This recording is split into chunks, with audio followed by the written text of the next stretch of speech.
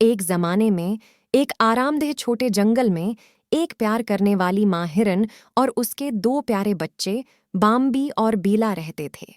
یہ خاندان اپنے مہربان دل اور ملنسار طبیعت کے لیے جانا جاتا تھا۔ ایک صبح جب وہ تینوں ٹہلنے سے لطف اندوز ہو رہے تھے، انہوں نے مدد کے لیے ایک ہلکی سی چیخ سنی۔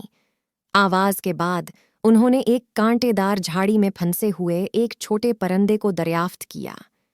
اس کا بازو پھنس گیا تھا اور وہ اڑ نہیں سکتا تھا۔ ہرن کی ماں نرمی سے چڑیا کے قریب آئی اور پوچھا، کیا ہوا چھوٹے پرندے؟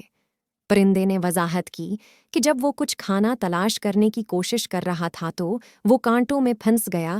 وہ خوفزدہ اور بھونکا تھا۔ بغیر کسی ہچکچاہٹ کے ماں ہرن نے احتیاط سے اپنے نرم، فرتیلا ہونٹوں کا استعمال کرتے ہوئے پرندے کو کانٹے دار جال سے نجات دلائی۔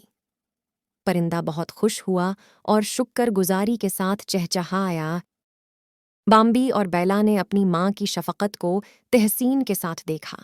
انہوں نے اس دن ایک اہم سبق سیکھا، ضرورت مند دوسروں کی مدد کرنے کی قدر۔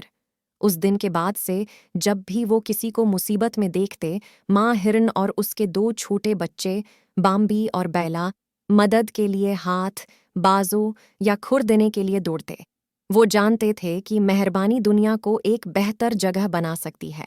اخلاق، مہربانی ایک شاندار خوبی ہے، بالکل ماں ہرن اور اس کے دو چھوٹے بچوں کی طرح۔ ہمیں دوسروں کی ضرورت پڑنے پر ان کی مدد کے لیے ہمیشہ تیار رہنا چاہیے۔ یہ ہماری دنیا کو ایک خوشگوار اور زیادہ خوبصورت جگہ بناتا ہے۔